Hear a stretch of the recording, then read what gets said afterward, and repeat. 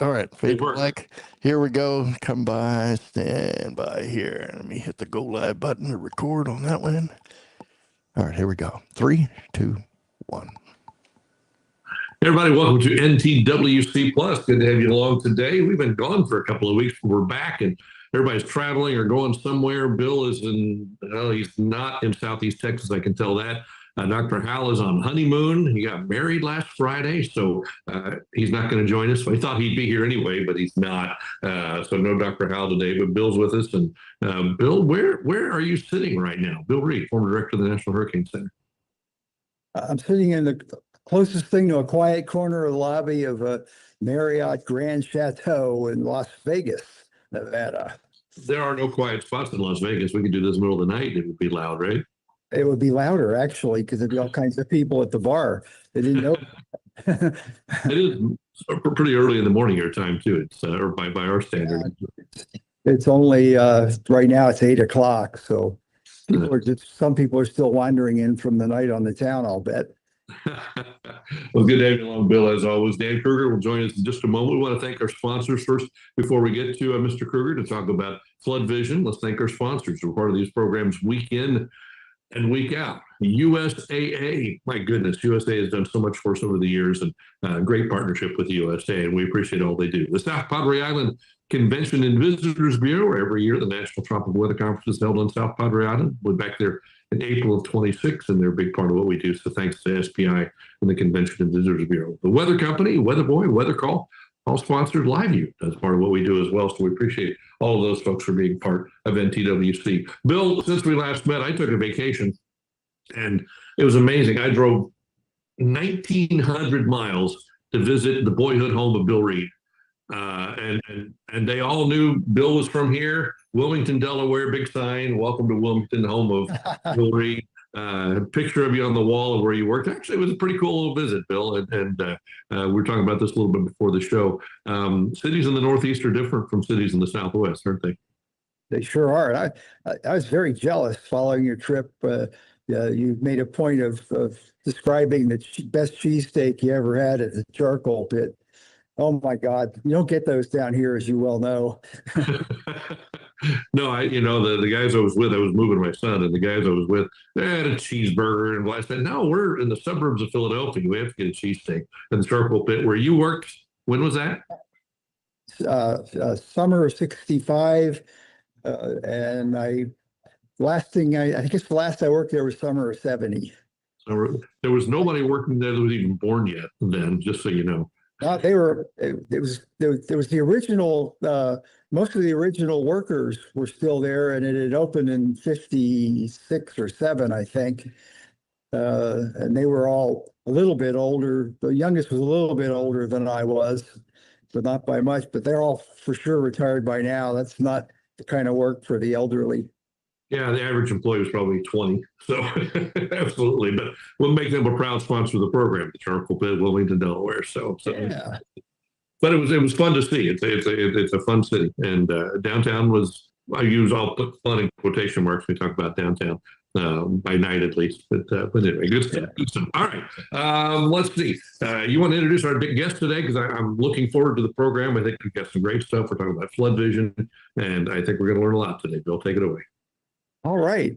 Well, our guest today is Dan Krueger, who's the founder of Flood Vision, a groundbreaking company using technology and storytelling to raise awareness about flood risks.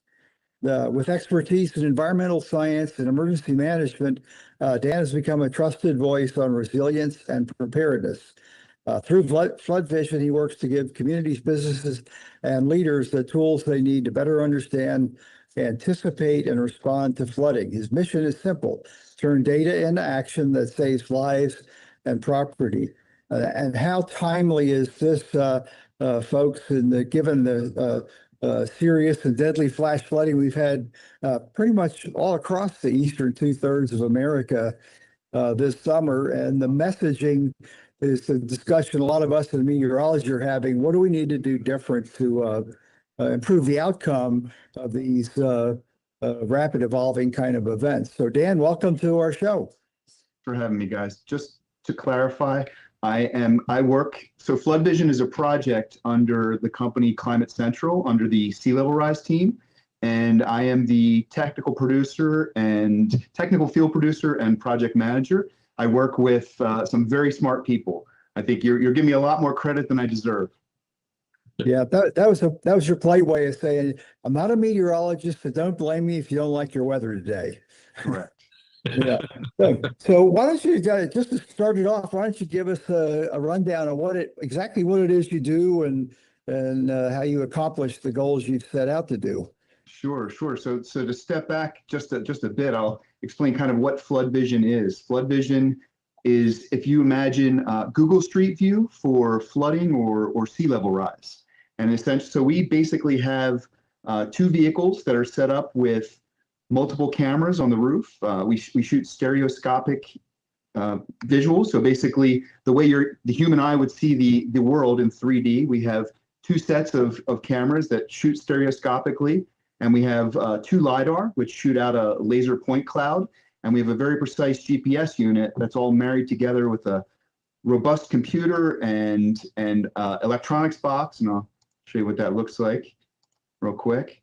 But basically, we have all this really fancy equipment. And when we drive and collect data, we're able to take and process that data after the fact and add water levels with precision based on any scenario that you can think of, whether it's future sea level rise or past storm events or future storm events, and we're also collecting lots of other metadata as we go along.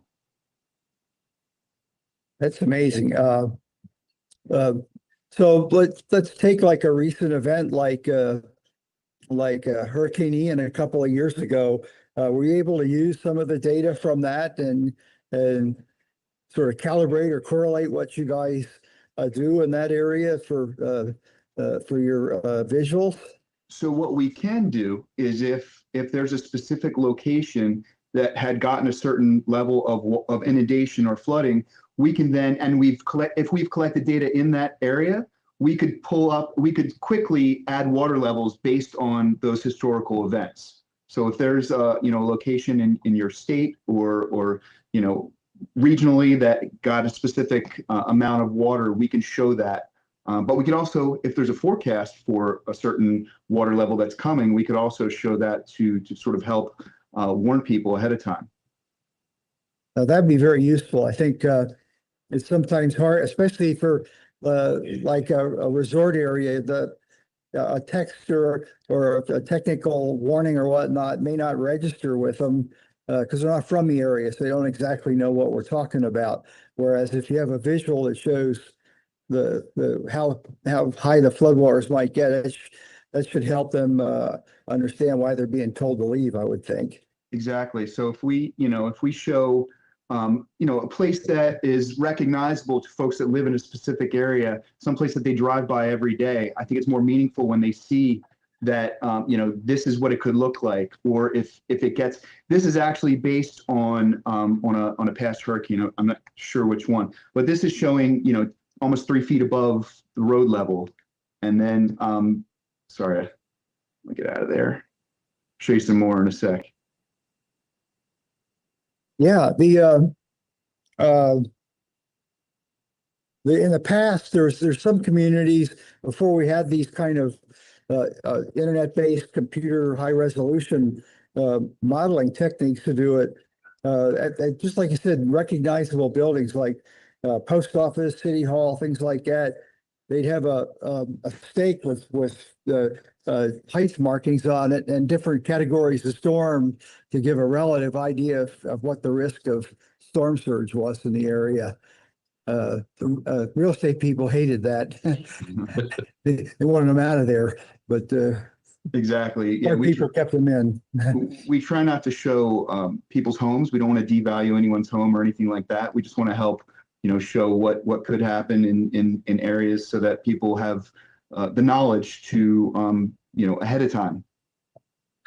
Yeah, but I would think maybe not having it in the public domain, but if you had a website where a person could look up their address and get a visual of what that would be, that might be real helpful because we have a real problem convincing people that aren't right on the edge of water that they need flood insurance, for example. I'm sure you're aware of that. 100%. That's a big project with Climate Central, is trying to get people to take these kind of mitigations.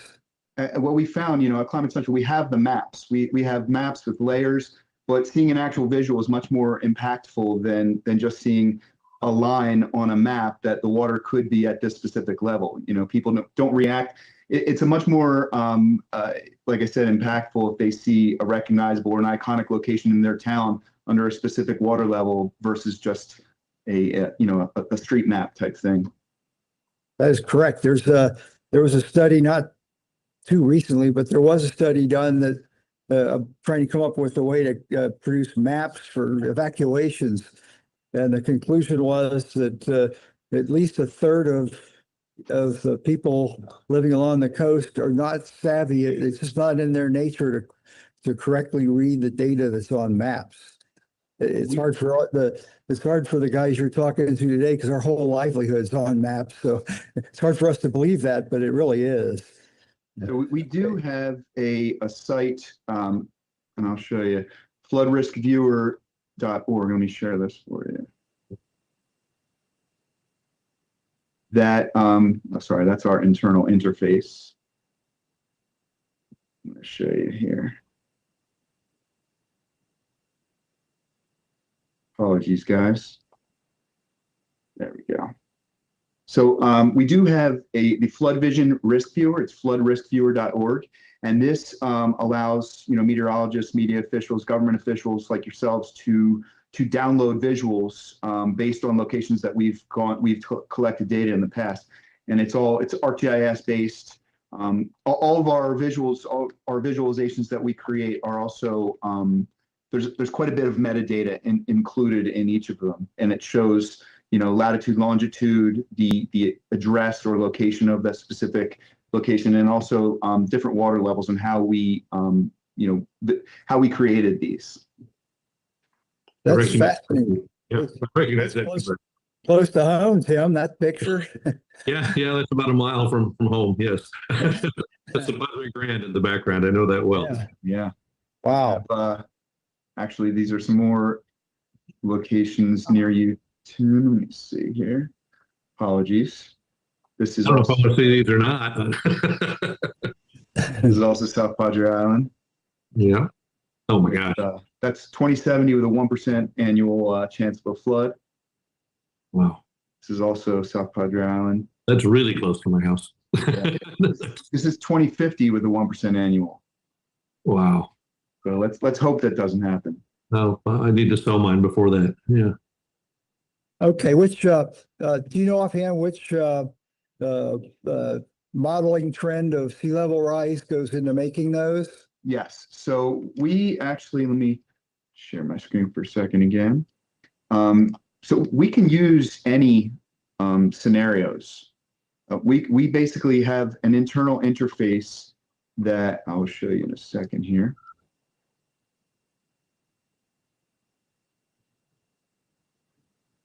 So if you can see my screen, we have an internal interface. This map shows anywhere that we've driven and collected data. And then the modeling options, we can ingest any modeling options that are out there. The elevation doesn't change in the visuals that we're collecting. So we can use, if a particular state or region has their own modeling options, we can ingest those into our interface and we could show those. Now, typically we've been using NOAA or the U.S. Interagency 2022 models to show with sea level rise and annual floods. Fair enough. Now, so I forgot what I was going to ask on that. Yeah, that's good for the storm surge. Now, like say on the stream flooding, how far into detail can you get on like the watershed, the small creeks and streams that feed into the main stem rivers? So if there are models for those, we can use those. If they're so basically we get the elevation of so not only are we collecting sort of road elevation and the elevation of every pixel in the screen, essentially, we're also collecting entry floor elevations for all the homes and structures that we pass, which is pretty valuable data. But we can show, if there's a model for it, we can ingest it, and then we can show it based on the elevation of where we're collecting data. This is actually, I was hoping Hal would be here because this is Galveston here. And Yeah. this is also, this is like, it's the label at the bottom also shows this is a U.S. Interagency 2022 sea level rise scenario for 2070 with a 10% annual chance. And it's showing, this is showing water height of about 6 inches above the road level or 3 feet 5 inches above the local high tide line. Yeah. Or something that happens almost every year down there without a storm. Yeah. Really low ground around that causeway. This is also Galveston. And this is 2070 with a 10% annual. Wow. Okay, I see. Yeah, you can use any one of the scenarios for sea level rise. Could a user come in and go through that same sequence like you did to kind of get them an upper and lower bound of what their risk may be? Yes. Now we chose a preset of curated visuals for the flood risk viewer. So with lots of different inundation levels, and we're not just showing water above the road as just to see what it would look like. These are based on future sea level rise scenarios or historical events. So we're not trying to scare anybody, but we are sort of using real data.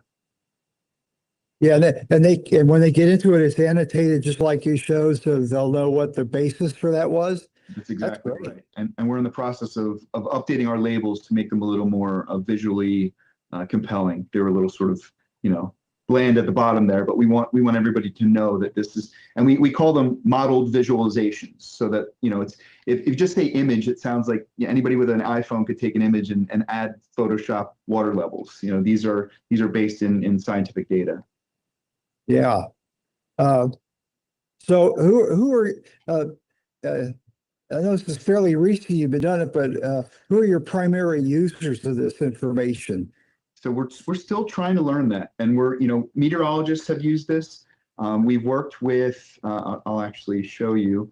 So recently, last year, we did what we called the Edge of America tour, and I'll show you what that looked like. Okay. So we set out with our fully electric Ford F-150 Lightning with all of the equipment on top, and we started in Blue Hill, Maine, last June of 2024, and then we ended in South Padre Island, Texas, in January of this past year, of this year. So we collected data all along the way. We met with media, government officials, community leaders. We met. We learned that the Flood Rover is a very powerful communications tool. You can see Hal in the middle here. This was in Galveston. Yeah. And so we didn't really, what we wanted to do is exactly what I was explaining, that we wanted to drive by locations of interest and locations that people would recognize in their towns. And then we could create visualizations based on the future sea level rise scenarios or flood events, or if a meteorologist like yourselves needed a visual for a storm that's coming their way, we can spin up those visuals very quickly. And so these are people that we've met along the way in Rhode Island and Maryland and Wilmington, North Carolina, and workshop in Mobile, Alabama. We just started work. We did a project with the Northeast Florida Regional Council with Farah Ilami, and we showed what this could look like in Fernandina Beach and other locations in Florida. And this actually was based, I believe, no, this is a sea level rise scenario, but again, showing iconic locations that people would recognize. We just did a project with the Delaware Sea Grant, and this was the mayor of Milton, Delaware, who rode along with me and showed me some locations that are meaningful to the people in Milton. And we also worked with a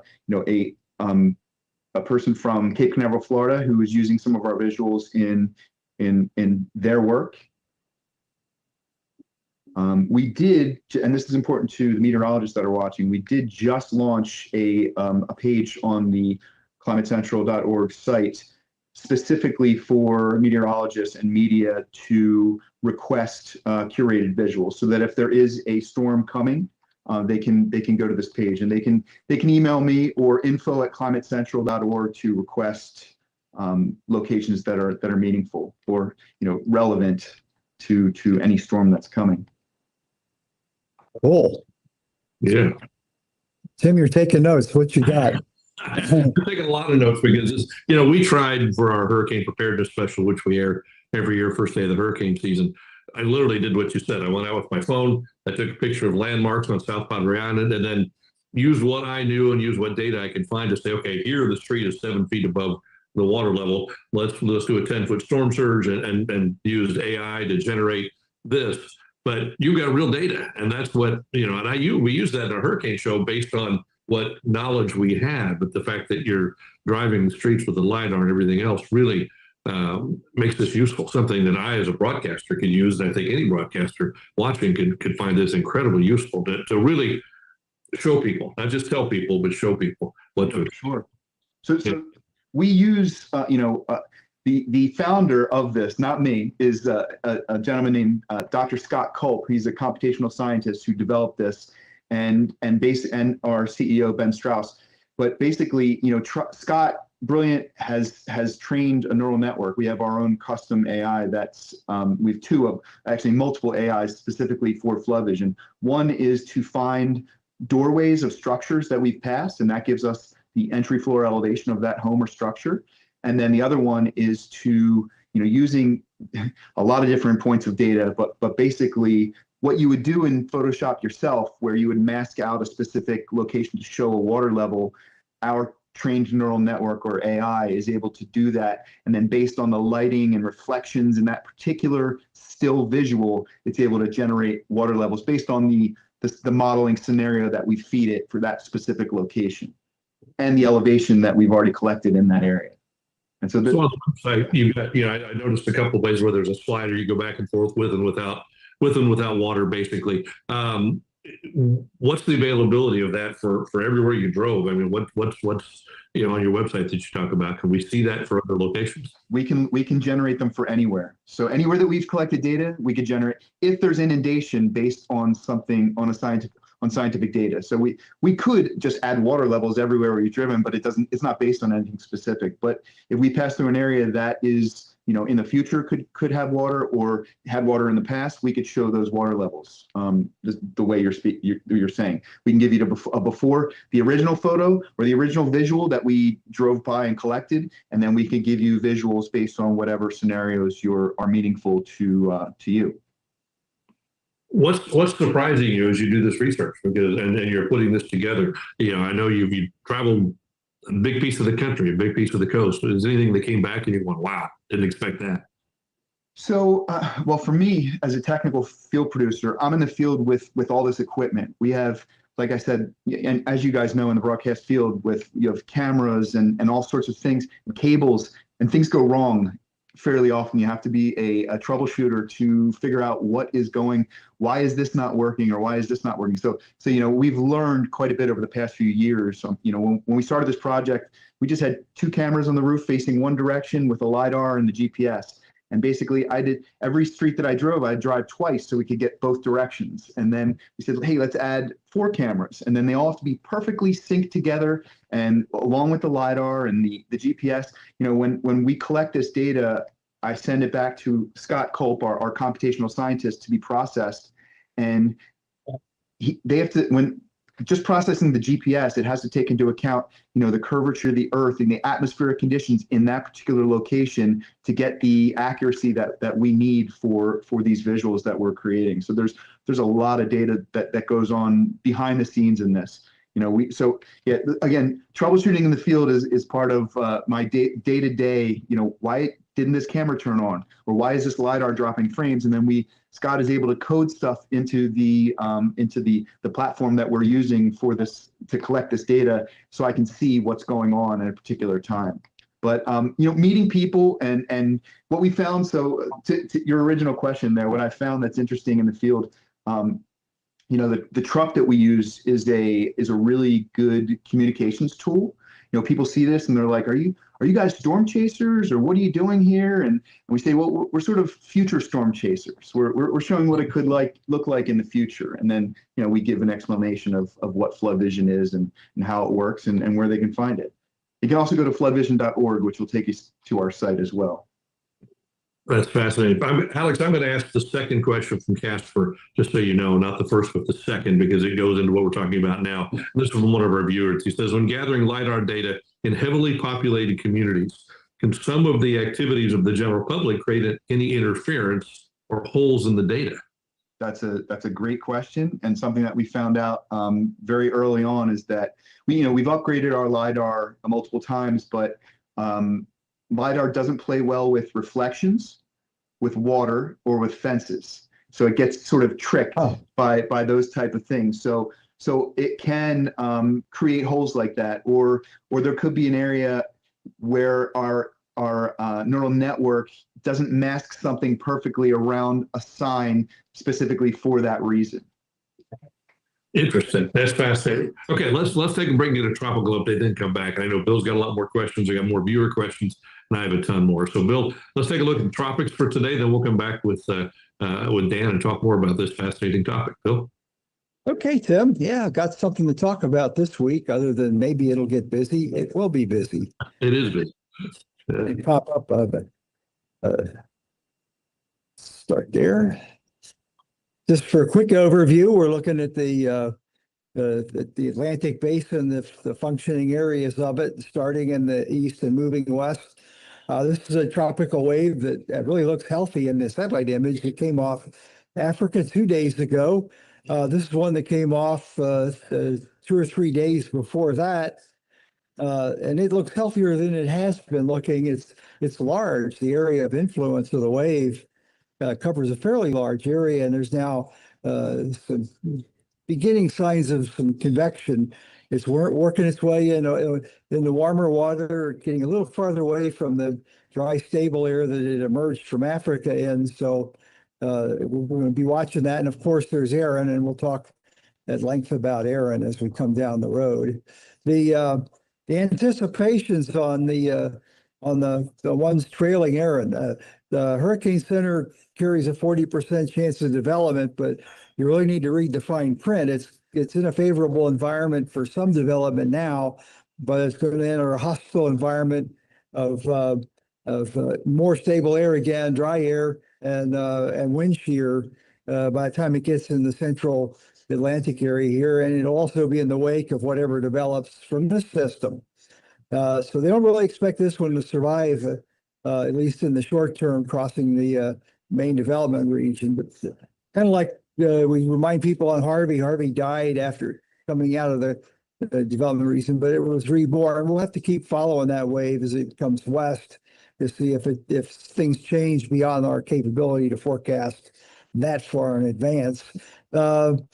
This disturbance, it's still a couple days away from development, but it's given a 60% chance of developing, and I'll show you the models are reasonably enthusiastic about it, especially if it does move and form up in the area displaced away from the wake of Aaron. Aaron upwelling has cooled the water some up in here, so it's not quite as warm an environment to feed the storms that come right across just north of the Caribbean at the present time. Okay, Aaron, this is one of the more impressive satellite images of a hurricane you'll ever get. It's very circular, very symmetrical bands are on that. It's now several bands that wrap entirely around it. Yesterday it was sheared on this side, and you couldn't see any outflow. Now the outflows looks robust in all directions. The eye is occasionally visible as cloud fill when I first looked at it this morning, but it's getting kind of large, the eye wall cloud there. Maybe we'll get one of those fat tire type circulation centers going with us. And the wind field is tremendous. It's affecting almost the entire Western Atlantic now, and will continue to do so as it moves north.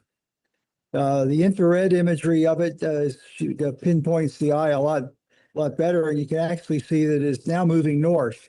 which is what it was predicted to do. And that trend will keep on for another day or so, and then it'll get picked up by the westerlies.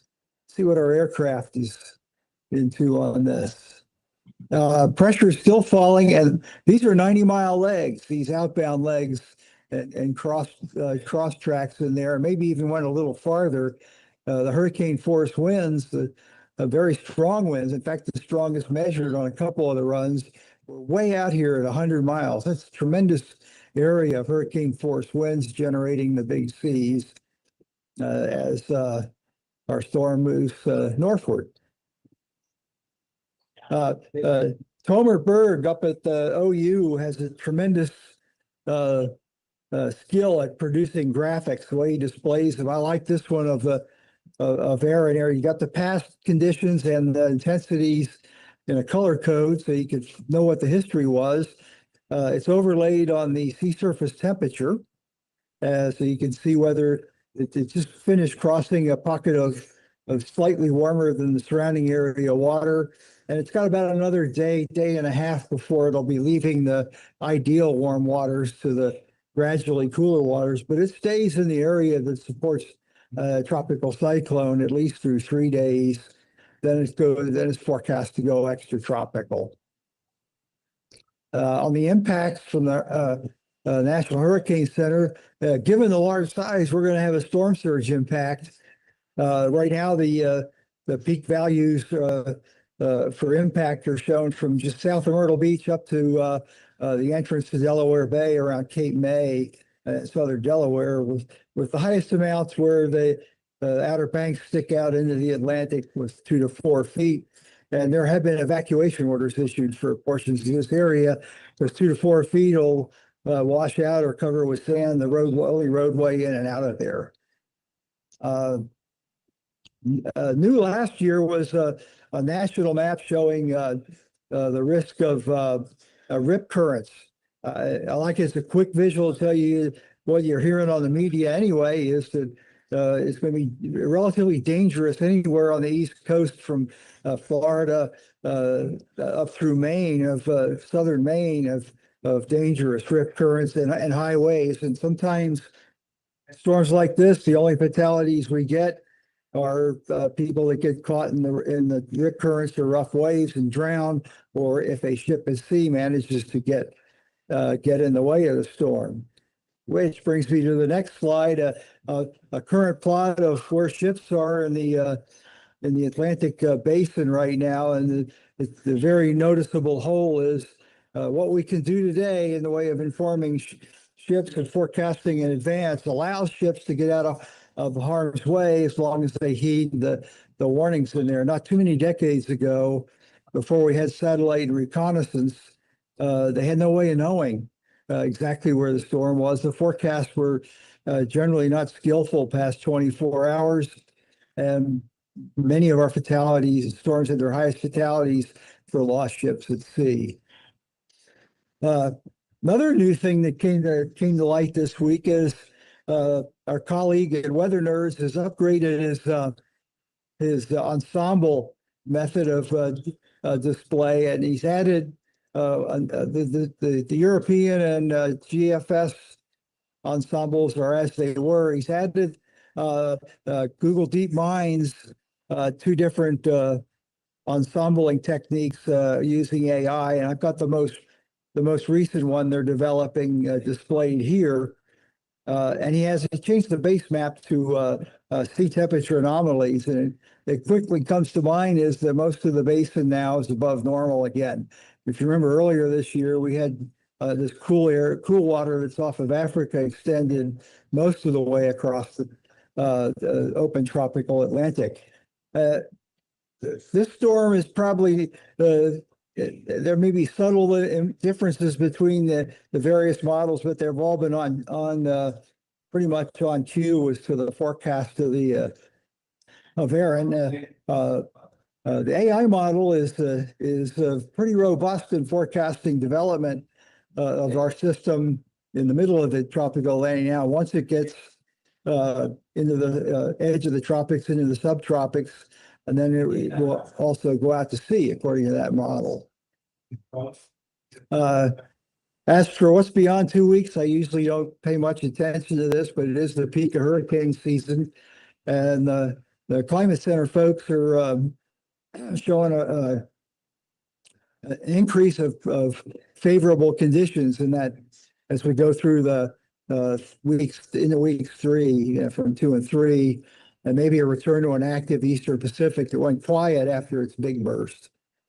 Last but not least is today we'll get a new forecast for the next 2 weeks out of Phil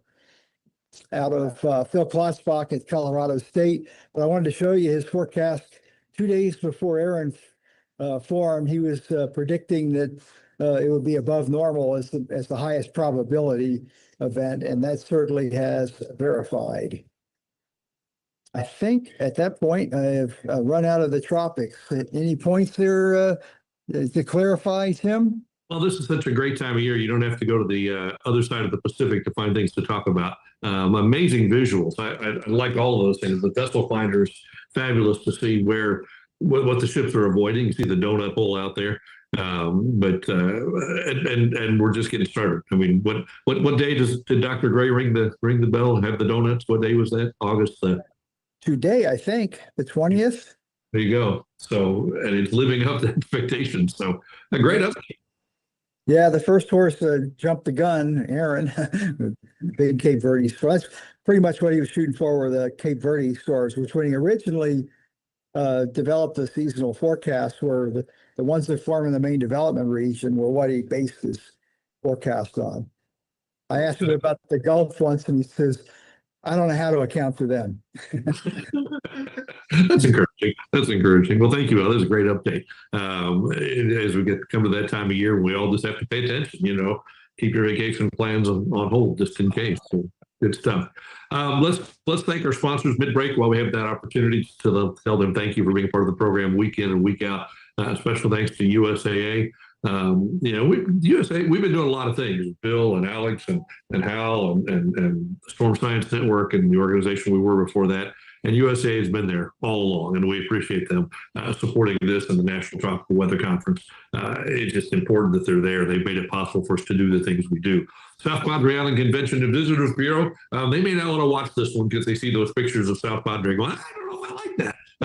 but the point is, we can see you're showing some pictures that really say what the future could hold, and that's scary stuff. So it's good that information gets out there. The Weather Company, those are the folks who provide weather graphics to broadcast outlets all across the country, and we appreciate what they do for us. Weather Boy, they do a scholarship for college students. They basically pay for a full round trip ticket, registration, hotel, everything for college students from around the United States to come to the National Tropical Weather Conference. It's a contest. If you win, it's an all-expenses paid trip to South Padre Island for the conference. So that's pretty cool. And Live View, they're the folks who help us do live broadcasts back to our home markets when you're on South Padre Island. So thanks to them for all they do. All right, let's get back to Dan. Let me ask the other viewer question, and then we'll go from there. This is a question that says, with the increasing threat of inland freshwater flooding from a warmer climate, are there any plans to use the flood vision technology in non-coastal communities? And Dan, take it away. Yes. So if I think, as I explained earlier, if there are precipitation models for rivers and locations inland, we can show the flooding. We can show what it could look like with inland or precipitation flooding. We just need those. There is a company in the UK called Fathom that we have sort of ingested some of their data, just not everywhere. And then we can show what precipitation inland flooding could look like. We're actually in the process of building a model to, like I said, there's a lot of metadata and data that we're collecting with the visuals and data that we're collecting. So we're building a model to show entry floor elevations all through a state. So basically, that's, recently I was driving through Delaware and all the different locations in Delaware. So, you had mentioned Wilmington earlier. I was in Wilmington and Newark and, east, west of this model. And I was just in New Jersey doing the same thing, driving and collecting data sort of all over inland and coastal areas. So yes, we can show coastal or inland areas as well as coastal areas for flooding. which would become a pretty ambitious project as you go inland, because there's a lot of places in this country that have issues that you'd have. This would take some time. Absolutely. And then we've seen that recently with, North Carolina and Texas and other locations for sure. Yeah. Okay, Bill, jump back in. I've been hogging for a while. Go ahead. Yeah, I can see down in a lot of places the Appalachians, of course, the hill country of Texas. These rural roads are paved right across the small creeks. I can see doing like a simulation type sense to show what different water levels look like on those things, and coming up with creative ways to help the local officials that warn their public that people are going to listen to, at least, that what's a visualization might help them come to the conclusion they need to close the road or warn on it. Absolutely. I mean, if there's the elevation data that we're collecting, like I said, doesn't change. So, but if there's a model that shows in a particular location, if 2 inches of rain came down and this is what it could look like at this particular area, we could show that for sure. Yeah, that sounds like an area for further development that's got promise. Absolutely. Because I see, after our talk with the AI guy at Google, I'm kind of convinced that AI might play a big role in coming up with some of the flooding, because a lot of those have a history of flooding, and so they have historical data that they might be able to use to help on that. And it might work for you guys also. If the models are there, we can show it. Yeah, and that historical data is super valuable to AI, like you're saying. The more data you can feed it, the more robust it becomes. Technology, not my strong suit. So if I'm asking a stupid question, just humor me and smile. But where do you see the next generation of technology doing what you're doing? Where do you see it coming into play? I think that's an interesting question, and definitely, like you said, AI has a big part to play in it. It's not I'm not the computational scientist who invented this, but I mean, one of the things, and this goes back to one of the questions you asked earlier, Tim, about like sort of what we learned in the field is that, and I'll share my screen for a second just to show you, one of the things that we learned was that collecting this data on a regular computer in a truck or a gaming computer does not work. You can see that there's a lot of cables and wires, basically vibration and heat from driving through different locations. So mid Edge of America tour, we ended up upgrading our very robust computer to an even more beefy computer that could take heat and vibrations when in the field. So that was something very important that we learned, that we were like, why are these camera dropping frames? And it turned out that it was the vibrations and heat from just being on the road all the time. You're driving through locations in 90-degree weather, and a gaming computer doesn't play well with that kind of heat or vibrations. This was our driver, Max Grader, who was in the field for the Edge of America tour for most of the East Coast during the tour. Wow. This is what a LiDAR point cloud looks like over a visual, and then we can take that and add water levels to it. Wow.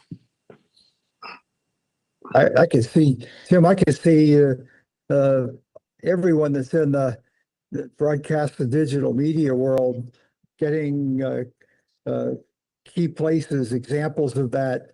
So when the storm threat comes up, they can give viewers an idea what's coming at them. Oh, absolutely. That's something that again, we tried to create, kind of just winging it, if you will, just trying to make it work. And here you've got the real data that's going to be incredibly useful if a storm threatens in the near future and in the long term. What the long term looks like. Yeah, if anyone is interested, you can visit floodriskviewer.org.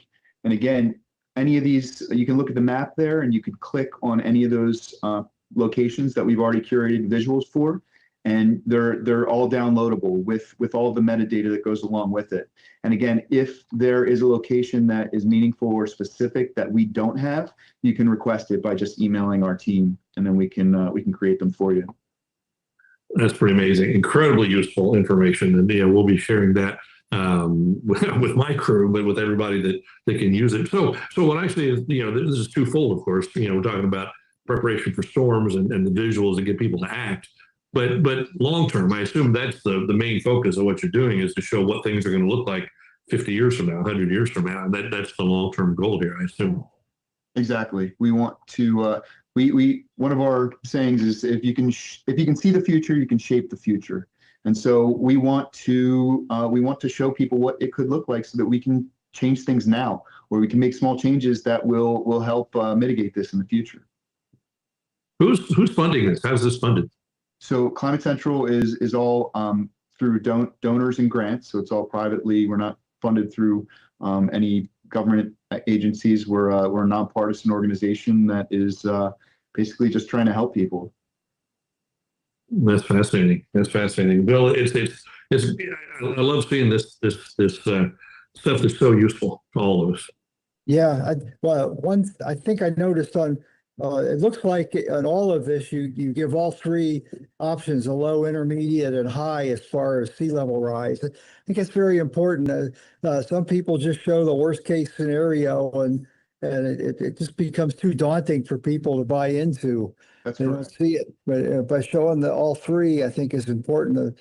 And then maybe those of us with other graphics can show, okay, here's how it's been going. Somewhere like in our area is probably in the low to intermediate trend in the Galveston area so far. So they have an idea against the reality check.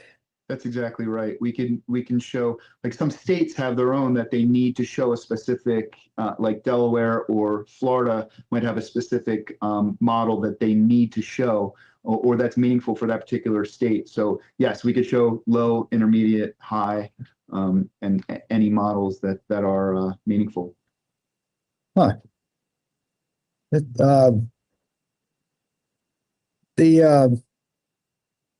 I've lost my shot on that again. Obviously, it's a still water show, so the storm surge with wave action on it is probably too difficult to tackle on this kind of visualization. At scale, yes, right now, but we have played around with some AI that take still visuals and then add motion to them, which is kind of interesting. But again, we don't want to scare people with just adding random visual or random movement to a particular still might scare some people. So we just want to. Currently, we're just using still visuals, but yes, I could see that in the future. Motion. It's very important. It's like it's distinctly different how quickly the damage occurs from the front row of Barrier Island homes that take the brunt of the waves with no interference from the buildings and whatnot. By the time you get 3 to 6 blocks in, it's mostly the stillwater flooding that's doing the damage, rather than not stillwater, but no, not the wave action, but the bulk of the moving water instead. Exactly. Like these visuals are also not taking into account any like levees or seawalls that have been added to a location. So and also these are just still, so they're not showing like you said, wind or any of that can be even more devastating. Okay. So I know you prepared a couple of big slide decks for this, and we're actually just kind of jump through the slides. Is there anything in there as we get ready to wrap up here pretty soon? Is there anything in there that we've not asked you about? You got a slide that really drives the point home. Something in there that you're going, boy, you guys need to see this. I've showed you quite a few. I've kind of quickly gone through quite a few of them, but I think one of the pretty important things that we are collecting is these entry floor elevations, and like every home and structure is completely different, and this data is really valuable. Like I said, we've trained a neural network to find the difference, because just looking at some homes, you might not be able to tell the difference between a door and a window very, very easily. And so we've had to feed our model, thousands and thousands of visuals. And that's part of what I'm doing again recently in Delaware and New Jersey, is building out this model even more, so that, homes and structures on the coast are different than homes and structures inland and closer to the other sides of states. So we're trying to feed it as much as we can. I think we look through my deck real quick. We've seen the different water levels. Again, they look pretty real. It's again, South Padre Island, your town. Yep. Stop on that one for a second. Yep. Go back on that one. That, trying to see exactly where you are there. The hotel where we have the conference is right across the street from that. That's right. I think that's where I stopped data collection there. That was when I ended in South Padre Island. I think this is one of the locations that I kind of pulled in to take down the equipment. But this is the U.S. Interagency or NOAA sea level 2022 sea level rise scenario at intermediate for 2050 with a 1% annual chance flood, which, as you all know, these 1% chance floods seem to be happening more than 1% anymore. I think we might need to reevaluate. But this was I enjoyed South Padre Island. I think it's a beautiful place. I'm sorry, I missed you. Was that 1% chance event, was that a static number that's currently available, or did it get adjusted as time went on? So it may have, like you said, if it's being adjusted, then because the same problem here in Houston on the rainwater flooding. The updated rainfall data, what used to be a 100-year rain event for 24 hours is now a 50-year event. Right. But the flooding is more complicated because, like you pointed out, every basin is different. So the now 50-year event falls on this basin and floods a whole bunch of things because the river goes wild. But if it falls on this one over here, not much of anything happens. And it's a lot more complicated to pull out the flood values for that from the rain. Exactly, and that's what makes precipitation models and inland flooding models more challenging for us. So if it's if it's from a state or it's from a a scientific organization, then we could use it. Yeah, there's a lot of arguing going on for development. Is the 100-year for development purposes? It's a static number. What is the current FEMA 100-year flood zone? And that's the defining factor in a lot of communities. Some have gone up higher, like to 500, or added feet to the base flood elevation off the 100 to try to stay ahead of that, but not everybody. We did add the 500-year storm or 0.2% annual as one of the options in these to show, because again, these are happening more frequently. Yeah. Go ahead, Bill. No, I was just saying yes. What you have, Tim? I'll just say, as we come to the end of the program, I want to see if Dan, if you've got any thoughts you want to leave us with. It's fascinating work that you're doing, and I think it's very useful work when it comes to hurricane preparedness, storm surge preparedness, and then long term in terms of just overall preparedness. Is there any thoughts you want to leave us with as we get close to the end here today? Well, I appreciate you having me, guys, and I think it's the one line that I said before that is pretty important. Is you can see the future, you can shape the future. So I think these, by seeing these visuals now in things that could happen in a 30-year mortgage, like to 2070 or 2060, we could do little things now that could help the future. Just making small changes, and that's what we need to do. Well, thank you for your work in getting us closer to understanding. I think that's the big thing. You understand it, you can act on it. Bill, what did we learn today? I think this is a great program. Yeah, I was just thinking, we got to this point, I got to thinking about it 18 years ago when I was first at the Hurricane Center, the 16, I'm pushing time too fast. The storm surge was a 1 or 2 sentence text line in a long advisory product. Since then, through Jamie Rome's good work, we've developed the storm surge warning and the ability to forecast peak values and inundations along the coast. To me, this is the next step, and we've seen less. We've had a number of storms hit with bad storm surge, and not had the great loss of life that we've had in the past.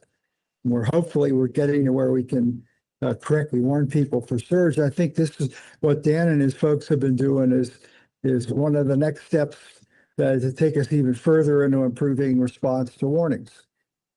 Terrific. I agree. And I think this is a big step from what we tried to do this year. And that's kind of guess based on what I know, what you know, what the picture shows, and actual fact-based stuff that we can show to the public. So Dan, thank you. Sincerely appreciate your time today, and a great program, and good luck with all your work in the future. Thank you, guys. Thanks for having me. Of course. I want to thank our sponsors who are part of the program week in and week out. They're here for us so we can be here for you. USAA, South Padre Island Convention and Visitors Bureau, the Weather Company, Weather Boy, Live View, all part of the National Tropical Weather Conference at NTWC Plus. Of course, hope you can join us in April on South Padre Island, show you exactly where those pictures were taken, and we'll go from there. That's it for today. We'll see you again next week on NTWC Plus. Thanks for watching. See you.